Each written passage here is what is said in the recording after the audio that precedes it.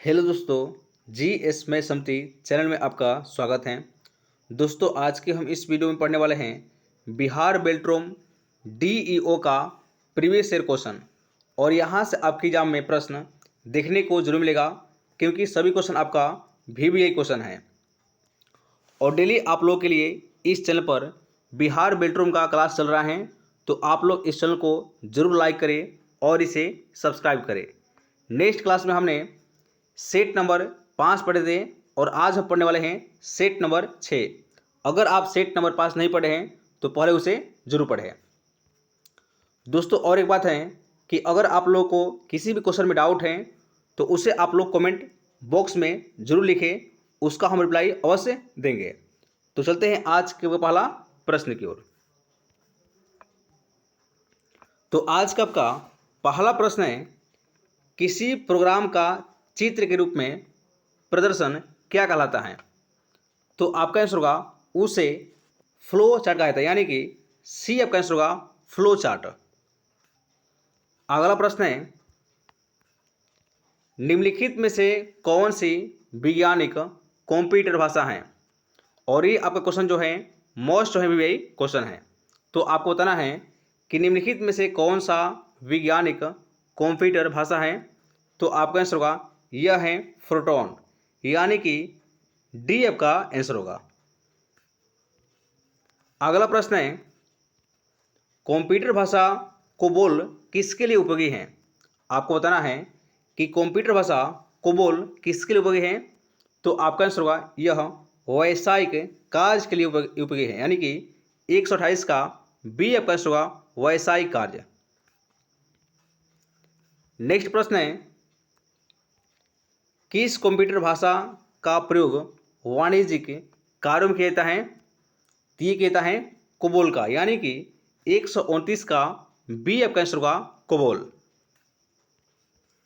और नेक्स्ट आपका प्रश्न है, अंग्रेजी भाषा के समान उच्च स्तरीय कंप्यूटर भाषा है, तो ये कौन सा है? ये आपका कोबोल ही है, यानी कि 130 का बी आपका आंसर होगा कोबोल। नेक्स्ट प्रश्न है, कंप्यूटर भाषा जावा के आविष्कारक कौन है? आपको बताना है कि कंप्यूटर भाषा जावा के आविष्कारक कौन है। और ये क्वेश्चन आपका मोस्ट यही क्वेश्चन है। तो इस प्रश्न का आपका आंसर होगा सन माइक्रोसॉफ्ट, यानी कि सी आपका आंसर होगा सन माइक्रोसॉफ्ट। अगला प्रश्न है, सारे कंप्यूटर में लागू होती है। आपको बताना है कि सारे कंप्यूटर में लागू होती है। तो ये होता है मशीन भाषा, यानी कि 132 का सी आपका आंसर होगा मशीन भाषा। अगला प्रश्न दोस्तों, इंटरनेट पर प्रयुक्त कंप्यूटर लैंग्वेज है। आपको बताना है कि इंटरनेट पर प्रयुक्त कंप्यूटर लैंग्वेज है। तो आपका आंसर होगा जावा होता है। कौन सा? तो जावा आपका आंसर होगा, यानी कि ऑप्शन नंबर ए आपका आंसर होगा जावा। अगला प्रश्न है, यूनिक्स नामक ऑपरेटिंग प्रणाली विशेष रूप से किस हेतु प्रयोग में लाई जाती है?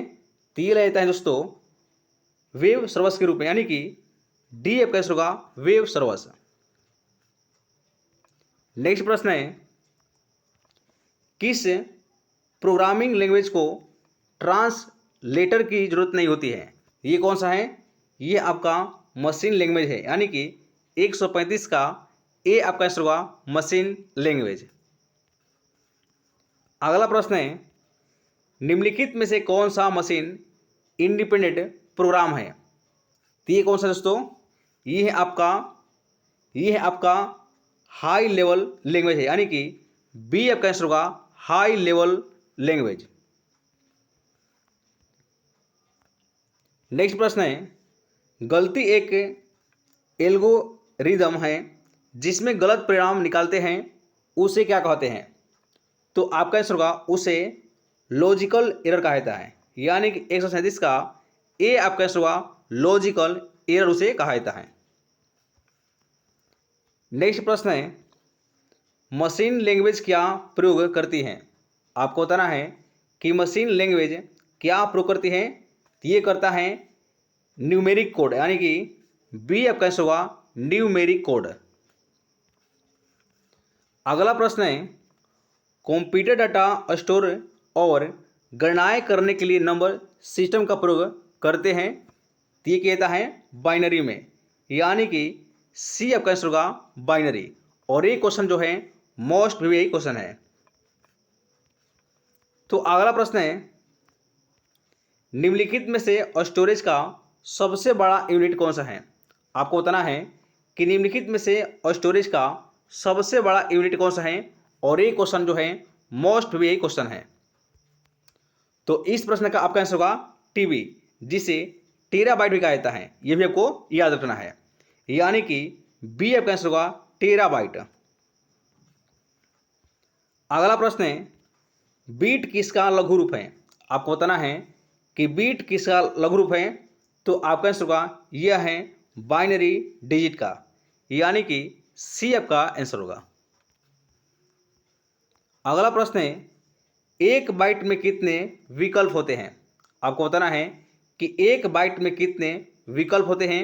और एक क्वेश्चन मोस्ट भी एक क्वेश्चन है।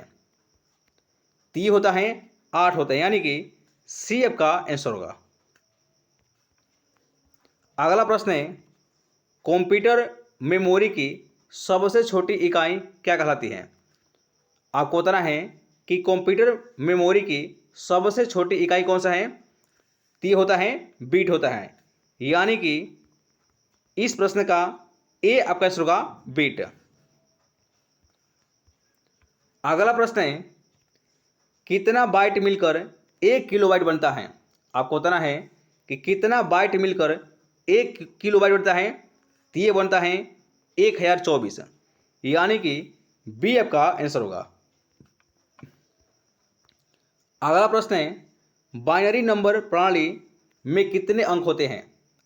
तो ये होते हैं 2 होते हैं, यानी कि सी आपका आंसर होगा, यानी कि 0 और 1 होता है। ये भी आपको याद रखना है बाइनरी में। नेक्स्ट प्रश्न है अक्षरों तथा चिन्हों को बाइटों में स्टोर करने की विधि को क्या कहते हैं। तो उसे कहा जाता है दोस्तों कोडिंग सिस्टम कहा जाता है, यानी कि 146 का डी आपका आंसर होगा कोडिंग सिस्टम। अगला प्रश्न है कंप्यूटर में किसी शब्द की लंबाई किस में मापते हैं। तो ये मापा जाता है बीट में, यानी कि बी आपका आंसर होगा बीट। और नेक्स्ट प्रश्न है लॉजिक गेट क्या है। आपको बताना है कि लॉजिक गेट क्या है। और ये क्वेश्चन मोस्ट भी एक क्वेश्चन है। तो इस प्रश्न का आपका आंसर होगा यह एक प्रकार का सर्किट है, यानी कि सी आपका आंसर होगा यह एक प्रकार का है सर्किट है। नेक्स्ट प्रश्न है कंप्यूटर पर इंफॉर्मेशन किस रूप में स्टोर करता है। ये कहता है डिजिटल डाटा के रूप में, यानी कि 149 का ए आपका आंसर होगा डिजिटल डाटा। और आज का आपका लास्ट प्रश्न है कौन सा एक प्रोग्राम है जिसमें कंप्यूटर का उपयोग करना आसान होता है। ये कौन सा है। ये होता है आपका यूटिलिटी, यानी कि दोस्तों डी आपका होगा यूटिलिटी। तो दोस्तों आज तक ही, और नेक्स्ट क्लास में पढ़ने वाले हैं सेट नंबर 7। तो जय हिंद साथियों।